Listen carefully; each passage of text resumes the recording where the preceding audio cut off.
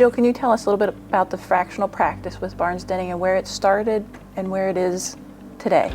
So our fractional practice started with the acquisition of Ducks in a Row. And we started that in 2019, and in 2023 we pivoted to an advisory practice. And with that, we wanted to grow in servicing middle market clients, be able to tap into the expertise and knowledge you would get with a fractional CFO, controller, accounting manager, which are 3 levels of advisory, to meet their needs on an ongoing basis, whether they were at a pivoting point of leadership turnover or wanting to really grow but not knowing how to do it, or just becoming a little bit more proactive versus reactive. That's what our fractional practice has the basis of today, is helping that leadership and ownership group really know where they're headed next and help them grow to that next level. One of the questions I routinely get when I talk to people about this is, what is fractional? What does that mean? So I think fractional right now is getting what I would call a little bit of a facelift from what it has been. And a lot of times it was individual providers, and right now fractional is growing heavily in the CPA world. And you're getting people who aren't necessarily thinking of themselves as a consultant, but more as a really integrated part of your team. And so you and I are both fractional CFOs. I feel like we service our clients in that we go in and make sure that they're headed in the direction that they want to go, that there's some substance put to their goals and their growth so that they understand their numbers, implementing great processes, technology, procedures. I think there's more to the fractional side of the world than people think. It's just somebody going to come in, sit at a table, and give you advice. We roll up our sleeves, we get our hands dirty in understanding what's going on to make the soup, and then being able to produce results from that great reporting and the streamlined processes for payment and cash forecasting, when to spend capital. So it's an evolution, I think, of a consulting role that's becoming more prevalent in the CPA world, and you and I are living it every day. If people are listening to this and they feel like it's something that they're interested in because it's a gap they have, what would they expect with someone from Barnes Denning coming in to help them with their fractional accounting needs? I think from day one, they would get that we're a collaborative, active listening environment where we come in and we really get to know them, understand them, ask questions, poke holes in things, and turn that around to be collaborative. And we're asking the questions to lead them to what they need to be doing to grow their business. Or maybe they're stuck and they don't know how to get past a hurdle. We're pushing them to maybe think outside the box and live a little differently, but continuing on their path of where they want to go with their organization. I think the other thing is we understand what needs to be done, and we can bring that confidence level to them that they might not feel themselves, because a lot of times, we're working with entrepreneurs and owners who aren't financial people, and they're great, creative, amazing ideas. They just don't necessarily know how to put the numbers into actionable to get them to the growth pattern. And I think that's where our practice comes in, and we don't just put the financials together. It's not just about doing the bookkeeping. It's about putting the financials together, understanding the numbers, and then helping shape the story of where they could go with it, giving them ideas of what they could be doing differently or how to get across that hurdle that they're facing, and then creating a really collaborative partnership that allows us to build a relationship of trust and honesty. We're going to tell you the right thing. We're going to be honest with you in a message that you don't necessarily want to hear, that you might not get from a full-time in-house CFO or controller. And so I think with us, you get we're a part of the team, we're collaborative, we want to do what's best for you, let's figure out how to grow forward. And I think that the team that we have here at Barnes Denning is really excited about learning from their clients as well as the clients learning from us. So it's a two-way street.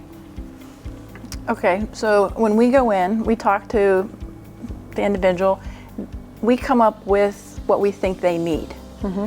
How is it communicated back to the business owner or the CFO or whoever's looking at the engagement to understand the resources that we're going to provide they're going to be able to take care of the needs they have so that we're all on the same page. We dedicate a lot of upfront time in building the relationship out before we get to actually executing the relationship.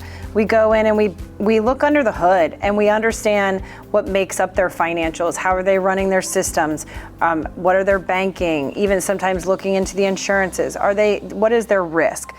And from that, we devise a resource plan, and we outline what level of expertise we feel like we have within our suite of talent to execute and help them get to the next level. And that resource plan becomes, again, collaborative, because we're sitting down with them and going over it. Here's all the things we can do for you. Here's an idea of the hours and associated fees, and getting them comfortable with it. And if they say we want this or that, it's completely customized and tailored to them. No one of our engagements actually looks the same. They are different makeup in the team structure that we put on an engagement, because every one of our clients is different. We're not running just a QuickBooks operation. We're getting into ERP systems for large industries. So to clarify, you're not focused on a certain industry or a certain role. No. You'll go in and help any area and partner with that firm and that owner to take them to the next level. Correct. We don't necessarily shy away from anything. There are things that we don't know. We'll tell you we don't know. We'll tell you you're the first of that niche industry and we haven't worked for it. But we give back to learn. We want to understand. I think that's the one thing about our talent that of advisors is amazing, is they're constantly wanting to learn from our clients, as well as our clients learning from us. And I think we are willing to tackle anything, but be honest if we don't know it. And that's, I think, the thing that sets us apart, is the talent that we have within our advisory practice loves to learn new things. I think a lot of us are change agents to some degree. We want to come in and help you evolve, but we also know how to do that with some care and some understanding of where you've been and where you want to go, and just building the partnership. I was thinking that maybe some of the viewers would want to hear some examples. What have we done with organizations that have taken them from where we came in to a spot where they feel like they're in a better place?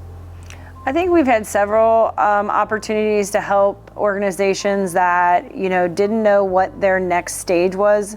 They were in an industry where their services were kind of dwindling, and helped them pivot into new areas of revenue, and making sure that they can continue their mission, but maybe tweaking what that mission is from the past 60 years to the next 60 years. Technology in general has, caused a lot of organizations, if you're not changing, you're kind of becoming the dinosaur, and we can help with that. I think the other thing that we do a lot of times is, the biggest thing you and I have been asked is, we have this cash, we don't know when to spend it.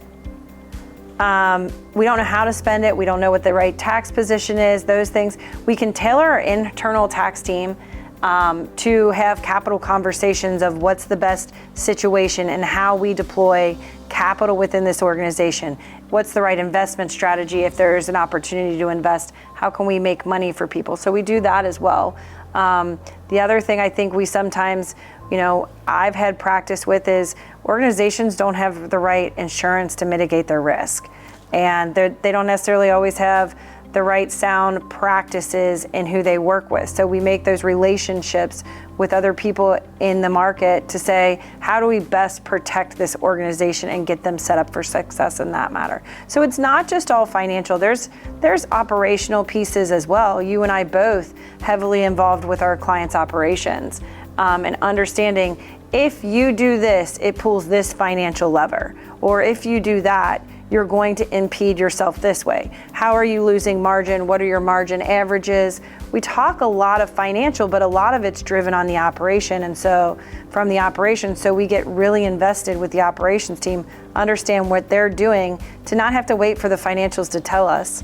We know it's coming, and then we know how to pivot. The one gap that I think we've both seen multiple times is risk. And when you hire a bookkeeper that comes in and they do your AP, they do your AR, hopefully they're doing a bank reconciliation, but they're not looking any farther. What would we potentially do to help them mitigate risk? Because we've all seen the fraud running rampant. I think we go in and make sure that you have the appropriate banking setups on your accounts with whoever your financial institution is. I think we make sure your technology has the right internal control practices, and that there's not just one person handling cash coming in and out the door. There's multiple levels. What does that look like? I think the team in general, we do a lot of work with clients who actually have in-house accounting teams, and we're just the controller or CFO. We're managing that team, but the overarching risk is we're looking at the books from A to Z. We're making sure they make sense so that the plans that we're putting together for where the business is headed align with it. So we mitigate risk by bringing that level of expertise in of what is being done, what should be done, and how do we need to ensure we're continuing to watch for fraud or risk within the financials. We have encountered numerous companies that have new leadership that has come in. Do you have some examples on how we help the new leadership team, whether it's the CEO level or anybody else in the C-suite, get a handle on their business or financials that make sense to them? I think anytime you have someone transition in or you have turnover in leadership, we do jump in a lot. A lot of times we're stepping in for the financial piece, and it's not, a new CEO, it's the CFO or the controller has exited and nobody in the company or organization knows what to do with that. We come in very quickly, understand what we're looking at, tailor out an interim process, determine if it could remain fractional or not based on the organization's needs, and then keep them rolling. And a lot of times if it's not going to be fractional, we're honest about it, and we turn it into a recruiting pattern, and we help them hire the right talent. And then when we're hiring that talent, we're also onboarding that talent and giving them the tools to be successful in the role to keep the organization sustaining, but also making sure they're set up for success. Where do you see the fractional model going? Because it started kind of small, and the industry in general didn't really see it as something to pay attention to.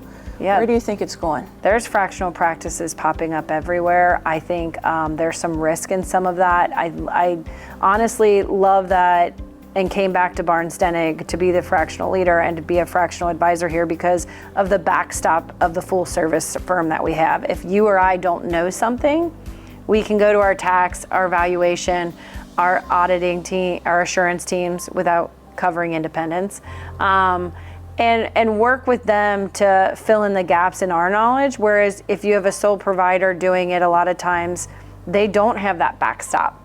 And so I like that we're doing it with the backstop here. Jenny, thank you for asking me all the questions and gaining all the insight on the fractional practice, maybe picking my brain a little bit of the things that we've done here at Barnes Denig in the last 3 years.